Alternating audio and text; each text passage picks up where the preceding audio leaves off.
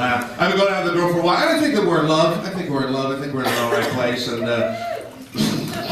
we might want to wait until the end rest of the joke, okay? I don't know. I'm kind of getting to a point where, at a certain age, where I don't know how much love is important. I think it just comes down to finding someone that will put up with your bullshit. I think that's it, basically. I think that basically that's what wedding vows should be. Do you want to put up with their bullshit? Will you put up with her bullshit? All that back and forth, right? But you know what I think love is? I think love is driving home with the one that you love, and sometimes they get you so angry that you want to push them out of a moving car, yet you still want them to be there when you get home. That's what I think love is. I got out. Has anyone been to the Aquarium in Toronto? Has anyone been there? Yeah. Okay, all right. It's like a monster truck rally cry for the Aquarium. Woo! Yeah, been to that shit, man. Did you go? You like the Aquarium though? It was fun. It was interesting, yeah. Okay, not so enthusiastic anymore. I enjoyed the aquarium. I thought it was fun. Lots of pretty fishes at the aquarium. And you know what I didn't think was necessary at the aquarium? Maybe they didn't need to serve fish and chips at the snack bar. It seems to be kind of rubbing it in, isn't it? Like, clearly as human beings, we have won in this situation, all right? That seems to be a bit of an F-you to the fishes, okay? It's like, don't get any bright idea, fishes. We got you there, and we got you there. At any moment, we can turn your tank into a deep fryer, okay? So, you can realize who's in charge, okay? It's us. I went there with my girlfriend, though, and I have a girlfriend. I do not have a wife. Some people do have two, but I just have the one. And who's the guy getting married? Who's the guy getting married? That guy? Oh, man. Now, I'll tell you, a wife is always better than a girlfriend. I'll tell you why. Because wife is the one-word excuse that you can use to get out of any shit that you don't want to do, okay? Trust me, from now on, you know, if a buddy of yours calls you and says, hey, man, can you help me move my apartment? Man, I gotta move this weekend. Can you help me out? Sorry, man, you know, wife. Fucking out of there, man. You do not have to do shit. And no guy wants to hear whatever the excuse is after wife, okay? You just say wife, everyone's just like, no, fine, man, get out of here. Don't worry about it. It'll be okay. If you're at a party and you want to leave because you just don't want to be there anymore, you just go to whoever's having the party, you just go, hey, man, I got to get out of here. Oh, really? Why'd you have to go? You know, wife. Okay, man, that's cool, man. Totally understand. Get the fuck out of here. I don't even want to know. And I'm not a sexist. Girls can use this too, okay? If you're at a party and you don't want to be there anymore, just go up to, hey, I got to get out of here. You know, my husband, he's all fucked up. And, hey, that's cool. Don't worry about it. It's a great excuse. You got to have one in your back pocket all the time. And the only other good excuse, the only other one-word excuse you get out of shit is diarrhea. That's it. The 2 words, wife and diarrhea. You know, hey, I want to get out. Hey, I got to get out of here. No, why? Diarrhea. Okay, get out of here, man. No questions asked. A lot of couples here tonight. That's nice. I like seeing that. I just got into a relationship a little while ago myself. And we actually found each other on Plenty of Fish, too. The person over there was... my favorite part of Plenty of Fish is when you have to list off your vices. And you say, hey, do you drink? You know, yes, no, socially. You know, or do you do, do you smoke? You know, yes, no, occasionally. Favorite question, do you do drugs? Most people are no, some people are yes. Favorite answer, prefer not to say. For all those people who are like, I'm going to let my crystal meth habit be a surprise. Oh, these rotting teeth? Well, funny story. I got to... we started going out, and my applause from the ladies that are here tonight. Where do you stand on public displays of affection? Are you big on it? Do you not care? Yeah. No? All right. Some women, you know, makes them feel a little uncomfortable. Some women want more public displays of affection. Here's my piece of advice. If you want more public displays of affection from your husband or your boyfriend, this is what you should do. Take him to the next gay pride parade, okay? You are not going to see him grab your hand faster in your entire life until you take him to a gay parade. He's like, where's your fucking hand? I'm with a woman!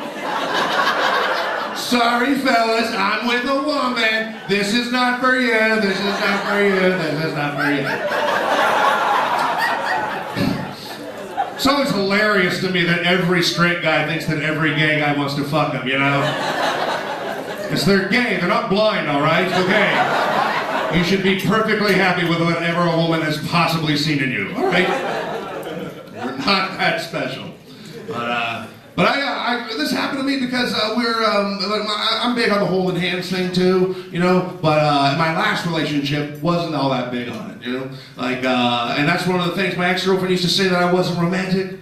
Don't think it's true. I think we had many romantic moments. But she said this to me once when we're sitting in a park and we see this elderly couple walk past us, and they're holding hands. And she goes, "Oh, isn't that sweet? They've been together for so long, and they're still so much in love that they're holding hands." And I was like, yeah, they're probably holding hands so one of them just doesn't wander off somewhere, okay? I don't know if that's love, I think it's more like a buddy system, all right? We don't know their story, don't give them too much credit, okay? Oh my God. But I think you can always tell when a relationship is going downhill is from the gifts that you give each other, right? You can always tell. Like, I knew things were going downhill in my last relationship because for her last birthday, I bought her a vibrator. And I can't think of a more romantic way of saying, I give up. You take a shot. I'll just sit back, watch, take some notes. You know. This was what happened to me. One time, my ex and I were sitting at home, we're watching Law and Order, and we used to actually watch CSI together, but one time she caught me taking notes. And, make it look like an accident. No, so we're watching Law and Order, and she turns to me, and she asks, what's your name, dude? Shane, do you think this is a creepy question, Shane? She actually turned to me and said, hey, what would you like to have written on your tombstone? Kind of creepy, right? I had no idea, I never even thought of that, right? So she says to me, well, I thought, because you're a comedian, on your tombstone you could have thank you and good night. It's like, oh, that's kind of cute. Then she says to me, well, what would you like to have written on my tombstone? I was like, I don't know, how about 2015? We got it, we got it, we got it. It's funny because she's dead, so I don't know. She's fine, she's fine. Who's going to take care of my cats? I lost my cat in the cat custody battle. But yeah, this is, before I get out of here, this is my favorite one. Whenever sometimes a guy, as a gift to a woman, will get her name tattooed on it, which is stupid. Don't ever do that. A woman is much smarter than a guy. A woman would never do that. A woman would be like, how about you get me a necklace or a bracelet or a ring or something I can take off when you're an asshole, you know? Oh, but a guy's like, look what I did for you. This is all for you, right? But don't ever do that. If you're stupid enough to get a woman's name tattooed on you, make sure that you leave enough room for is a bitch for when you eventually break up. Because your new girlfriend's going to be like, hey, who's Sarah? Oh, Sarah's a bitch. Don't worry about it. We'll be all right. I didn't want to have kids. But I think the girl that I'm going out with now wants to have kids, too. We've been going out for almost 2 years. I think she wants to have kids. And I know that she wants to have kids because one night I caught her poking holes in the condoms that we use. Yeah, let me just say that it really fucking hurts. So, let's... Okay, we got it over here. Over here, we got it there. And everyone else, I'm wearing them at the time. Okay, all right. Are there a lot of parents here tonight that are just happy to be away from their kids? Okay, overall, swinging single. Okay, that's nice. I don't have, like I said, I don't have kids, and I don't know at what age you teach your kids anything about sex. I don't know what age you do that. It's a scary world out there, and I think if you have kids, you should teach them early, right? You got to teach them when they're young, right? Don't let them figure it out on their own, like on the internet or from their stupid friends or anything like that, right? Because when I was growing up, around 13, my parents found a copy of Swank magazine in my bedroom, and my parents were like, oh, we should teach our kid about sex. He's obviously interested in it. And so this is literally the only conversation that my dad ever had with me when it came to sex, right? He just comes into my room, very awkwardly, sits down, looks at me straight in the face. This is all he says. Just remember to wash your balls. And then he got up and he left the room, and that was it. Again, I'm not a parent, but I don't think that's enough. So then, basically, all I had to teach me about sex were stupid things that my friends would tell me, and whatever it would say in the health textbook in school, right? Now, in the health textbook in school, when it would show you what sperm looked like, it would show you a little tadpole. Little tadpole swimming around like this, man. One tadpole, sometimes two tadpoles, sometimes three tadpoles, right? And so I literally thought, once I found out there were tadpoles in the sperm, I literally thought for way too long that the tadpoles in sperm were the same size as actual tadpoles that you could see with the naked human eye, no microscope required, right?